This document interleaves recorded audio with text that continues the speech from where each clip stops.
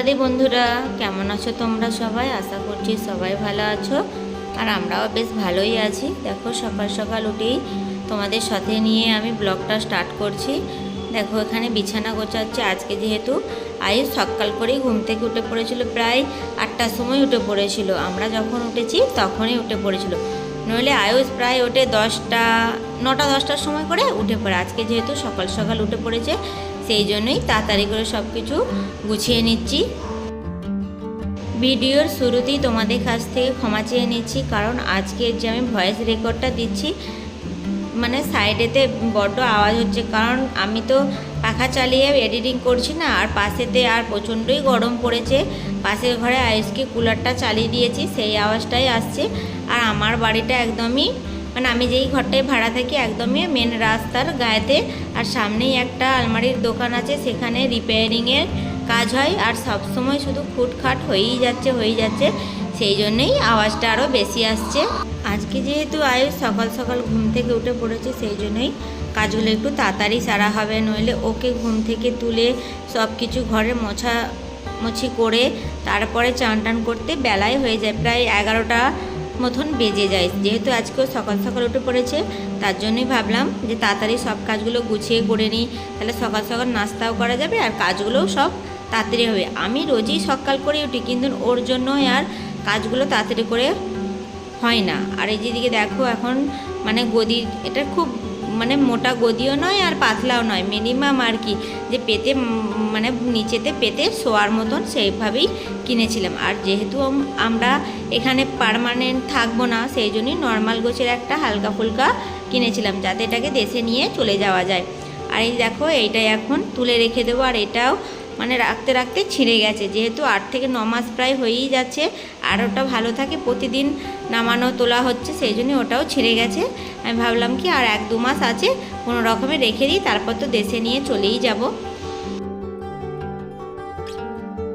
সপ্তাহে একবার করে ঝুল ঝাড়ার থেকে আমার তো মনে হয় যে প্রতিদিন ঝাড়ু দিয়ে একবার করে চারদিকটা বুলিয়ে দিলে তাহলে রোজের একদম ডিপ ক্লিনের মতন পরিষ্কার হয়ে যাবে। যেহেতু প্রতিদিনই আমি একবার করে এরকম ক্লিন করে নিই, সেই জন্যই আর আমার ঘরেতে সেরকম ঝুল হয় না। আর যেদিন যেমন থাকে সময় থাকে সেদিন একদম পুরো ডিপ ক্লিন করে দিই, সেদিনও অত ঝামেলা হয় না, কারণ একদম তো ময়লা হয় না, প্রায় তো প্রতিদিনই এরকমভাবেই সাইডে যা ঝুল থাকে বা ধুলোবালি থাকে এরকম একটু হালকা করে মানে হাতের সামনে যতদূর পাই আমি ঝেড়ে নিই, সেই জন্যই আর ডিপ ক্লিনের সময় লাগে না, তাড়াতাড়ি হয়ে যায়, অল্প সময়ের মধ্যেতেই হয়ে যায়। দেখো ভালো করে এখন ঝাড়ু দিয়ে নেবো।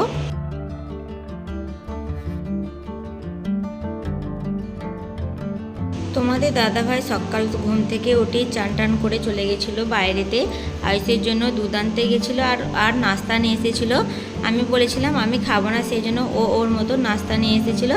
আর এখানে নিয়ে এসেছিলো ধোসা, আর ধোসাটা দেখো ভেতরেতে কিছুই নেই, ভেতরেতে শুধু কাঁচা পেঁয়াজ দিয়ে আর একটু ভেজে দিয়েছে।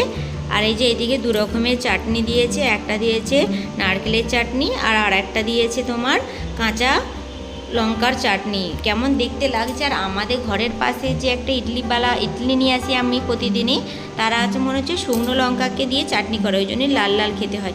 আমার তো এই লাল চাটনিটাই ভালো লাগে, এই কাঁচা লঙ্কার চাটনিটা আমার একদমই ভালো লাগে না দেখতে, কেমন তারা একটা দেখতে লাগে না, ওই জন্যই আর ভালো লাগে না।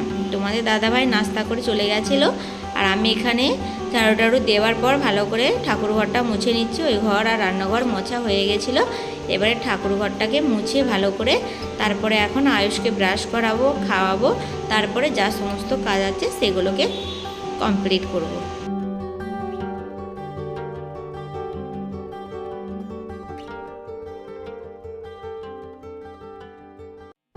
তারপরেই চলে এলাম, দেখো একদম ছাদেতে স্নান করে চলেছিলাম ছাদেতে জামা কাপড়গুলো রোদে দেওয়ার জন্য। আর আয়ুষকেও চান করিয়ে দিয়েছিলাম। আয়ুষকে নাস্তা খাওয়াতে গেলাম, মানে ওকে জল বিস্কুট দিয়েছিলাম। ও না সকাল সকাল ঘুম থেকে উঠি না, বিস্কুটটা খেতে চায় না, বিস্কুটটা দেখলেই বমি করে, সেই জন্য আর দিয়েছিলাম, খেলো না বলে বললাম ঠিক আছে যখন আমি নাস্তা করব তখনই তোমাকে খাইয়ে দেবো। আর এদিকে এখন জামা কাপড়গুলো রোদে দিয়ে দিচ্ছি। আজকে দেখছি ছাদেতে কেউই জামা কাপড় দেয়নি, আজকে আমিই দেখছি ফার্স্ট দিচ্ছি জামা কাপড়। আর এত পরিমাণ রোদ্দুর উঠেছে কি বলবো, মানে খালি পায়ে ছাদে এলে পা তো একদম পুড়ে যাওয়ার খাপ। রোজেরই আমি চপ্পল পরে আসি, আর এই যে আয়ুষকেও ছাদে নিয়ে এসেছিলাম, আর এত পরিমাণ রোদ উঠেছে বললামই যে পা দেওয়া যাচ্ছে না। ওই যে আয়ুষ ওই জন্যই আমার চপ্পলগুলো পরে নিয়েছে, আর আমি তো একদম খালি পায়ে আছি। আমার পাগুলো মনে হচ্ছে না এখানে এই পুড়ে যাবে। ওই জন্যই একদম তাড়াতাড়ি করে দিয়ে নিচে চলে যাব। আর আজকে বাইরের যে গেটের সামনে যে পর্দাটা ছিল সেটা আজকে কেচে দিয়েছি। অনেক দিন নয় 4-5 দিন কাচা হয়নি। আর যেহেতু ওটা বাইরে থাকে আর একটু বড় ধরনেরই নেওয়া হয়ে গেছিলো না, একদম নিচেতে লুটছিল, আর আয়ুষ ওইটা ধরে বারবার ঝুলবে, সেই জন্যই ময়লাটা প্রচুরই হয়ে গেছিলো। সেই জন্যই ভাবলাম কেচে দিই, আর আজকে কেচে দিয়েছিলাম। আর আজকে মাথাও ঘষে নিয়েছিলাম। অনেক দিন নয় 2 দিন 3 দিন ছাড়াই এখন মাথা ঘষতে হয়, কারণ এত পরিমাণ গরম পড়েছে। 1 দিন ছাড়াই না মাথা ঘষলে মাথা একদম কেমন বিটকেল গন্ধ ছাড়ছে ঘামের জন্য। সেই জন্যই আজকে মাথাটা ঘষে নিলাম, আর একটু সূর্যদেবকে প্রণাম করে নিলাম, আর তুলসী দেবীকেও প্রণাম করে নিলাম। যেহেতু আমার নিচেতে তুলসী গাছ নেই, এটা যাদের ছাদেতে আমরা জামা কাপড় দিই তাদেরই তুলসী। আর এইদিকে দেখো কেমন জল, মানে ওদের জলটির টাঙ্কিটা না একটু দূরে, আর জামা কাপড়গুলো সাইডে না দিলে সব ভিজে যাবে, সেই জন্যই সাইডে দিয়ে দিলাম। নিচে এসে ঠাকুরদেরকে সেবা দিয়ে দিলাম। দেওয়ার পর আয়ুষকে এখন নাস্তা করাবো। তারপরে নাস্তা তৈরি করতে করতেই এখানে দেখছি না আয়ুষ কাঁদছে। আমি বললাম তুমি কাঁদছো কেন? এসে বলছে কি যে আমার পুতুলের পা ভেঙে গেছে। ওই যে একটা ছেলে পুতুল ছিল আর কি, সেই পুতুলটা মানে আমাদের বাড়িতে আর একটা মানে আমাদেরই মানে বাঙালি থাকে, সে এসেছিলো আর কি, খেলতে খেলতে হয়তো পাটা ভেঙে দিয়েছে। সেই জন্যই যে এখন দেখেছে, সেই জন্যই বলছে মা পুতুলের পা ভেঙে গেছে, কি করে এবার জোড়া লাগাবে, ভেঙে গেল তো। আমি বলছি না চিন্তা করতে হবে না, আমি ফেভিকুইক নিয়ে এসে ওই দিকটাও চিপকে দেবো, তাহলেই হবে। তবে বলতে আয়ুষ একটু চুপ করলো। তারপরেই দেখো নাস্তা নিয়ে বসে পড়লাম। 2-3 দিনই ইডলি মুড়ি খাওয়া হচ্ছিলো, সেই জন্যই ভাবলাম আজকে একটু গরম গরম ফেনা ভাত করে নিই। সেই জন্য প্রেসার কুকারের মধ্যে আলু, চাল আর তোমার মুসুর ডাল দিয়ে দিয়েছিলাম, দিয়ে সিটি দিয়ে দিয়েছিলাম। দিয়ে নিয়ে এসে দেখছি আয়ুষ কি করেছে, চারিদিকটা মানে ঘরটার চারিদিকটা কি অবস্থা করেছে। একদিকে খেলনাগুলোকে ছড়িয়েছে, আর একদিকে তোমার যা বইয়ের মানে যেগুলো কিনে দিয়েছিলাম আর কি ড্রয়িং করার জন্য, সেগুলোকে সব ছিঁড়ে বসে করেছে। আর ও ম্যাগি দিয়েছিলাম, বললাম তোমাদের, ও বিস্কুট খেলে বমি করে। আর এই যে ফেনা ভাত করেছি সেটাও একটা ভালো খায় না, সেই জন্যই ভাবলাম ওকে ম্যাগি করে দিই। আর আমি যখন খাবো, যদিও আমার সঙ্গে খাই, তাহলে 1 গাল 2 গাল ওকেও খাইয়ে দেবো। আজকে কি রান্না করেছি, আজকে করেছি পোস্ত করেছি, ডাল করেছি, আর করলা ভাজা করেছিলাম। আর এখানে কালকের আমের চাটনি ছিল। আর প্রেসার কুকারেতে দিয়ে দিয়েছিলাম ভেন্ডি সেদ্ধ করতে দিয়েছিলাম, আর ভাত তো হচ্ছে। আমি একদিকে রান্না করছি, আর একদিকে আয়ুষ ঘরের চারিদিকটা কি অবস্থা করেছে, খেলনা কাগজ কুচিয়ে আর কুচিয়ে। আমি রান্না একদিকে করছি, আর ও একদিকে এরকম ঘেঁটে গেছে। আমি রান্নাঘর পরিষ্কার করে মানে রান্না কমপ্লিট করে এসে দেখছি যে ঘরের এই অবস্থা। আমার তো মাথায় হাত, একবার করে গোছাচ্ছি আর ও একবার করে সব ঢালছে। চলো এই বন্ধুরা, এগুলোকে আমি এখন গুছিয়ে নিই, গুছিয়ে তারপর আবার তোমাদের সঙ্গে কথা বলছি। সব কিছু দেখো গুছিয়ে নিয়েছি, নিয়ে ঘর দরগুলো সব পরিষ্কার করে ঝাড়ু দিয়ে নিয়েছি। দিয়ে এবার আমি চলে যাচ্ছি এখন ছাদেতে, যে জামা কাপড়গুলো দিয়ে এসেছিলাম সেগুলোকে সব আনতে। আর আয়ুষকে বললাম যে তুমি ছাদে যাবে, ও কি বলল যে আমি ছাদে যাব না, আমি নিচেই থাকবো, যেহেতু ছাদে প্রচণ্ড পরিমাণে রোদ, সেই জন্য আর ওকে নিয়ে গেলাম না।